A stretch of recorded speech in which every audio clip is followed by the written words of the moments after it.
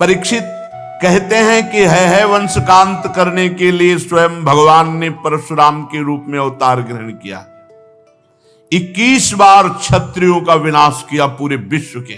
राजा परीक्षित ने पूछा, प्रभु क्या अपराध हो गया क्षत्रियों से कि भगवान परशुराम जी ने 21 बार घूम घूम करके पूरे भूमंडल से क्षत्रियों का विनाश किया। श्री सुखदेव जी महाराज कहा कि परीक्षित, ये उन दिनों की बात है जिस समय है वंश का अधिपति शास्त्राबाहु अर्जुन, वो एक महान बलवान श्रेष्ठ राजा था और खास बात उसने दत्तात्रेय जी को प्रसन्न कर लिया था, अवधूत शिरोमणि दत्तात्रेय जी, और उनसे 1000 भुजाएं, कभी शत्रु से युद्ध में पराजित ना होना, कभी कोई ऐश्वर्य की कमी ना होना, जो इच्छा करे वो प्राप्त हो जाना, ये सब वरदान प्राप्त किए थे भगवान दत्तात्रेय जी से। अब अबाध बल, अतुल संपत्ति, तेजस्विता, वीर, कीर्ति, शारीरिक बल, सब कुछ दत्तात्रेय जी से प्राप्त हो गया था। एक तरह से वो महायोगेश्वर खुद बन गया था दत्तात्रेय जी की कृपा से। शास्त्राबाहु अर्जुन वो ऐसी सिद्धियां जान गया था कि सूक्ष्म से सूक्ष्म, स्थूल से स्थूल वो शरीर धारण कर लेता। बड़ी सिद्धियां उसकी, वो वायु की तरह कहीं भी पहुंच जाता। ऐसी सिद्धियां दत्तात्रेय जी से प्राप्त की। एक बार एक गले में वैजंती माला डालकर बहुत सी सुंदर स्त्रियों के साथ नर्मदा जी में जल विहार कर रहे थे और उधर रावण नर्मदा के किनारे दिग्विजय करते हुए अपने तंबू लगाए हुए था। 500 भुजाएं इधर, 500 भुजाएं इधर, पूरी नर्मदा के जल को रोक दिया शास्त्राबाहु अर्जुन ने। रावण का शिविर डूबने लगा उधर। तो रावण ने पूछा, बिना वर्षा के कैसे बाढ़ आ गई उल्टा? बोले, महाराज एक वीर है जो स्त्रियों के साथ जल में खेल रहा, खेलते खेलते नर्मदा को उल्टा प्रवाहित कर। तो उनका हमसे बड़ा वीर कौन है? रावण बड़े घमंड में गया, अपने को बड़ा वीर मानता था और जाके शास्त्राबाहु अर्जुन से अब वीरता की बातें करने लगा। तो उन स्त्रियों को प्रसन्न करने के लिए खिलवाड़ में तो ऐसे रावण को पकड़ लिया शास्त्राबाहु अर्जुन ने, बंदर के समान एक पिंजड़े में बंद करके, और अपनी राजधानी माहिष्मती ले जा करके जहां घोड़े थे वहां पिंजड़ा रख दिया। पिंजड़े में 10 खोपड़ी वाले रावण को 20 भुजा, 1000 भुजा वाला शास्त्राबाहु अर्जुन, और सब सिद्धियां प्राप्त किए। तब महाराज पुलस्त जी को पता चला कि दिग्विजयी रावण घोड़सार में एक पिंजड़े में बंद है। तब जाके शास्त्राबाहु अर्जुन के सामने गए तो शास्त्राबाहु अर्जुन ने पूजन किया, क्योंकि पुलस्त ऋषि, तो उन्होंने आज्ञा करी कि छोड़ दो, हमारा नाती है। छोड़ दिया रावण को। अब शास्त्राबाहु अर्जुन का अभिमान बढ़ता चला गया, क्योंकि दिग्विजयी रावण जैसे को बंदी बना लिया। अब वो एक दिन शिकार खेलने के लिए अपने परिकर के साथ जंगल में गया तो प्यास लगी। तो पास में जमदग्नि जी का आश्रम था। तो जमदग्नि ऋषि के आश्रम में पहुंचे। मुनि ने देखा कि बहुत बड़ा राजा आया हुआ है, तो इसका स्वागत, राजा भगवान का स्वरूप है। अब जंगल में वो एक कंदमूल फल, तो कामधेनु जमदग्नि जी की गाय का नाम था। जो इच्छा करो वो प्रकट कर दे। अब मंत्री, सेना और राजा का स्वागत करना है, तो वैसे ही सेवक, वैसे ही सामग्री, सब व्यवस्था। शास्त्राबाहु अर्जुन ने कहा कि बाबा जी के पास ऐसी व्यवस्था कहां से हो सकती है कि इतने सैनिक, इतने सेवक, इतनी धातुओं के पात्र और भोजन सब? बोले, कहीं कोई रसोईया नहीं, सब एक गाय का चमत्कार है। बोले, ऐसी गाय तो हमारे पास होनी चाहिए, संत के पास क्या? अब जमदग्नि मुनि का ऐश्वर्य कामधेनु से था, तो चिढ़ गया शास्त्राबाहु, जबकि प्रसन्न होना चाहिए कि इतना बढ़िया स्वागत किया। और उसने आदेश किया जमदग्नि ऋषि से कि कामधेनु हमारे सैनिकों को दे दो। जमदग्नि जी ने कहा, नहीं, ये तो यज्ञ के हविष्यान्न के लिए, अतिथि सेवा के लिए है। तो कहा मैं एक बार केवल कहता हूं, दोबारा छीन लेता हूं। शास्त्राबाहु अर्जुन ने आदेश किया, कामधेनु को बंदी बनाकर ले चलो। अब कामधेनु डकराती हुई बलपूर्वक शास्त्राबाहु अर्जुन महिष्मतीपुरी ले गए। जब शाम के परशुराम जी आए तो आश्रम सब उजड़ा हुआ। मां से पूछा तो उन्होंने बताया कि सारा का सारा दुष्टता का वृत्तांत शास्त्राबाहु अर्जुन है वंशी।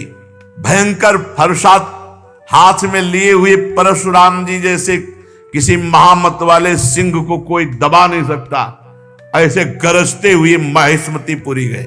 अभी वो मस्ती में था कि प्रवेश ही नहीं कर पाया था कि भगवान परशुराम जी पहुंच गए। परशुराम जी की बड़ी विलक्षण झांकी थी। हाथ में परशुराम, मस्तक पर जटा का मुकुट, त्रिपुंड लगा हुआ।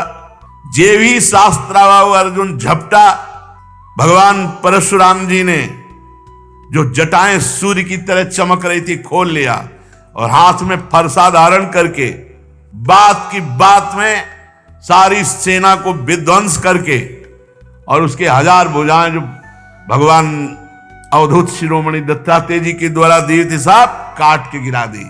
फरसे का ऐसा प्रहार कि कोई सामने नहीं बचा। बाहें जांघें सब काट काट के।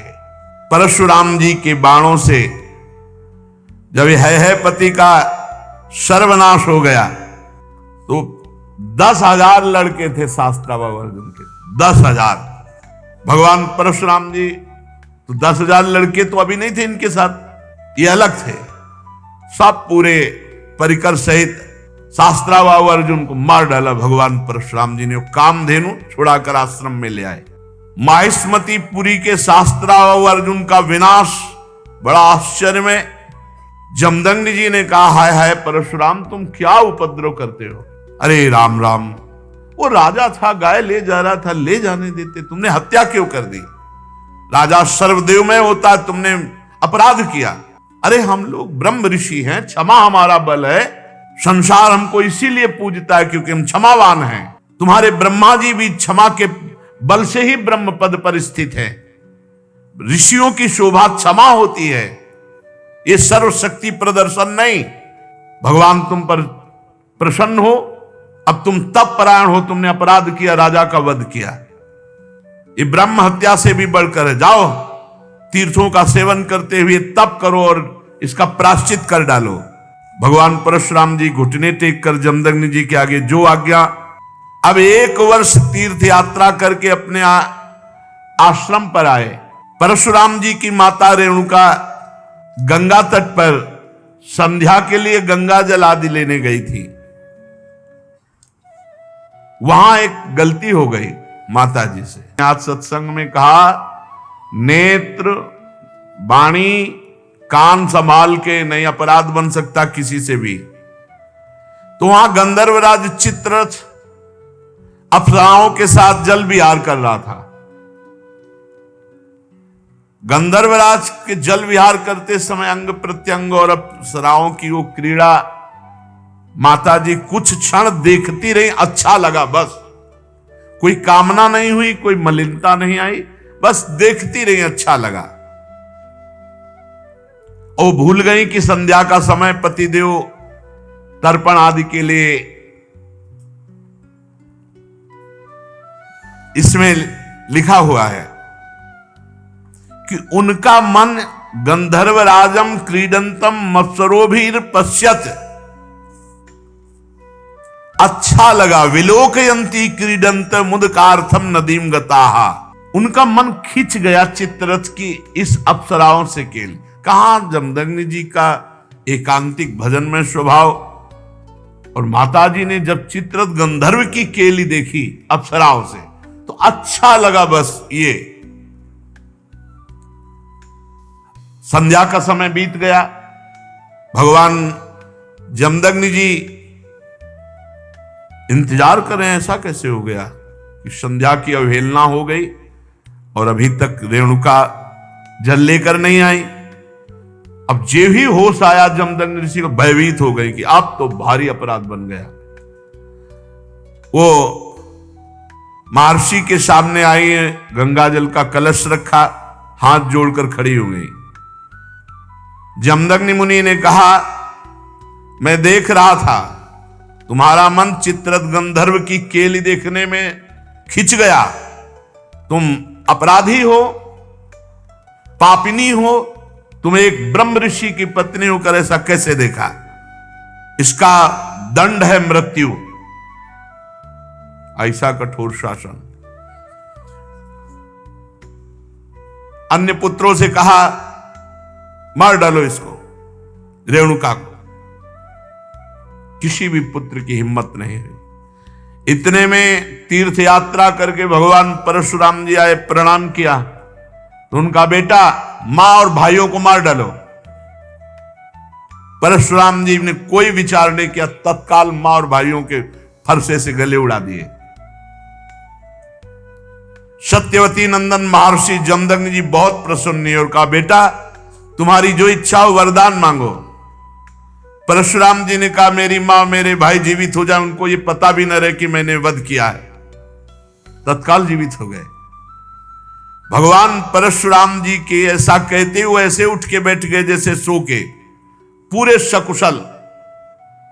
परशुराम जी को पता था हमारे पिता जमदग्नि जी कितने महान पवित्र ऋषि और तपोबल संपन्न हैं। शास्त्रावाहु अर्जुन के वध का प्रायश्चित कर लिया था।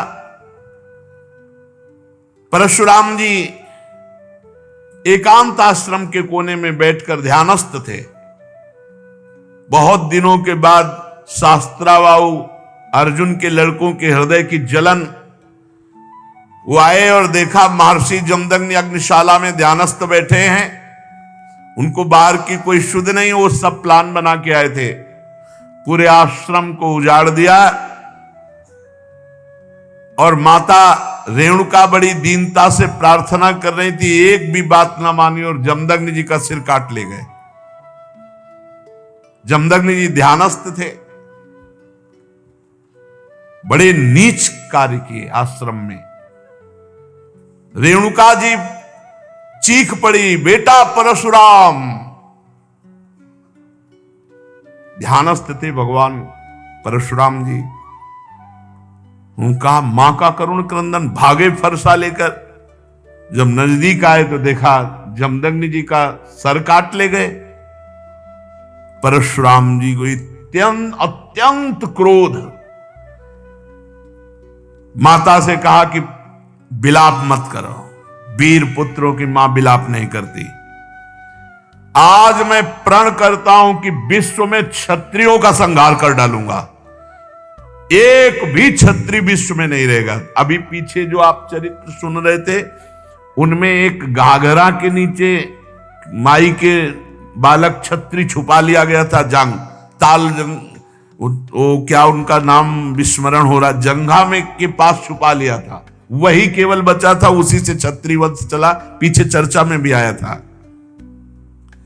भगवान परशुराम जी ने भगवान शंकर का स्मरण करके संकल्प लिया कि विश्व में क्षत्रिय नहीं रहने देंगे।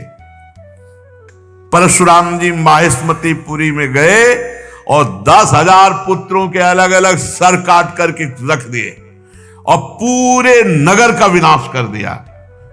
भारी पर्वत ऐसे सिर का मुंड ऐसे इकट्ठा कर दिए काट काट के, और कहते जाते ब्रह्मघाती तुम्हारा विनाश परशुराम करेगा। रक्त की नदी बहा दी, इतने काटे। जो राजा थे, क्षत्रिय थे, ब्राह्मण द्रोही क्षत्रियों का हृदय कांप उठा। भगवान वर्तमान में जो क्षत्रिय असुर स्वभाव वाले हो गए थे, उनके विनाश के लिए ही प्रकट हुए थे। इसलिए अपने पिता जमदग्नि के वध का निमित्त बनाकर 21 बार, एक बार घूम के काट डाला, फिर 2 बार घूम के, 21 बार पूरे विश्व में घूम करके 5 तालाब समंत पंचक में रक्त के बना दिए काट काट के। और फिर अपने पिता का सर जो सुरक्षित रखा हुआ था माता के पास, जोड़ा और पुनः जीवित कर दिया। पहले 21 बार क्षत्रियों का विनाश किया, फिर अपने पिता का सर ला के जोड़ा। और फिर बाद में सबके प्रायश्चित के लिए यज्ञ की और 7 दिशाएं जीत करके ब्रह्म ऋषियों को दान कर दी। इसके बाद यज्ञांत स्नान किया और समस्त पापों से मुक्त होकर मेघ रहित सूर्य के समान तेजस्वी परशुराम जी जमदग्नि जी को स्मृति रूप संकल्प में शरीर की प्राप्ति हुई। भगवान परशुराम जी से सम्मानित होकर उस सप्त ऋषियों के मंडल में 7वें ऋषि होकर आज भी विराजमान है। परीक्षित कमल लोचन जमदग्नि नंदन भगवान श्री हरि परशुराम बन करके आए और क्षत्रियों का विनाश करके जगत का मंगल किया। आज भी भगवान परशुराम जी विराजमान है महेंद्राचल पर्वत पर बड़े शांत स्वरूप। सिद्ध गंधर्व चारण उनके चरित्रों का गान करते हैं। सर्वशक्तिमान विश्वात्मा भगवान श्री हरि जब राम रूप में अवतार लिए और जब धनुष भंग हुआ तो अजगौ का खंडन सुनकर परशुराम जी के हृदय में क्षोभ हुआ कि फिर कोई क्षत्रिय ऐसा पैदा हुआ, क्योंकि वो सब विनाश लीला करके शांत। कौन ऐसा पैदा हो गया जो हमारे गुरु का अजगौ खंडन कर दिया।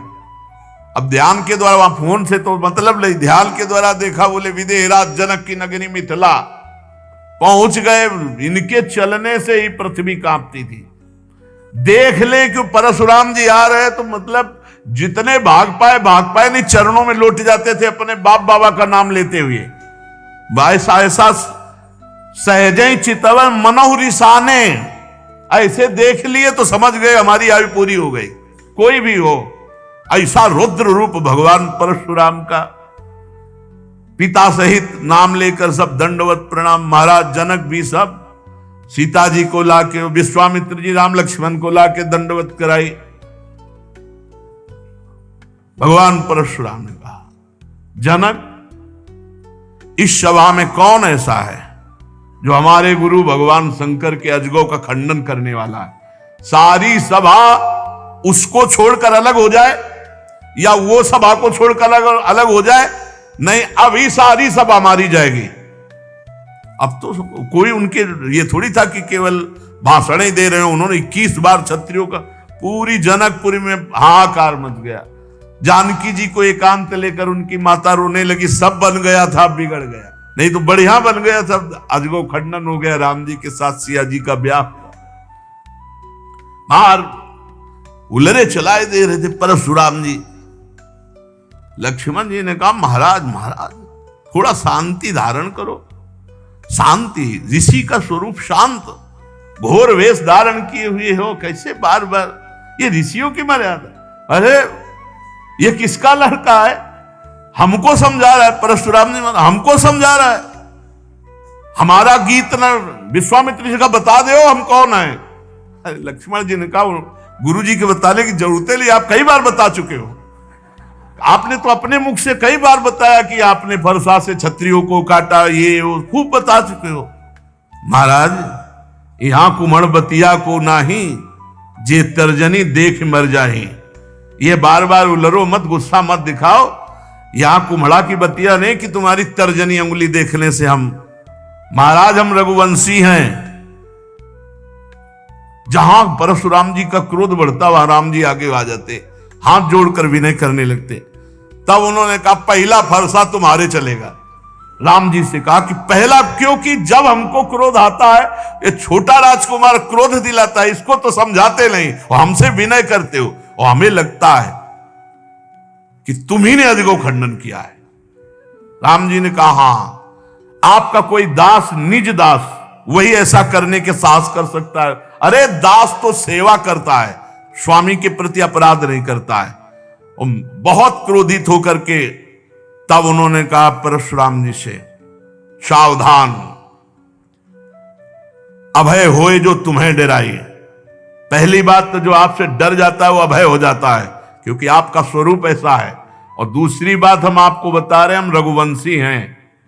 काल भी सामने ललकार दे तो कदम पीछे नहीं हटाते। भगवान श्री राम के गंभीर वचन जे ही कान में पड़े वो आंख में आंख मिलाई तो थर्रा गए परशुराम जी और कहा, एक हमारा संशय निवृत्त करो, इस धनुष पे प्रत्यंचा चढ़ा दो। बस मेरे हृदय में कुछ संशय हो गया। ऐसे ही जे ही लेने को हुए से धनुष आ गया, खिलवाड़ में चाप चढ़ा दी।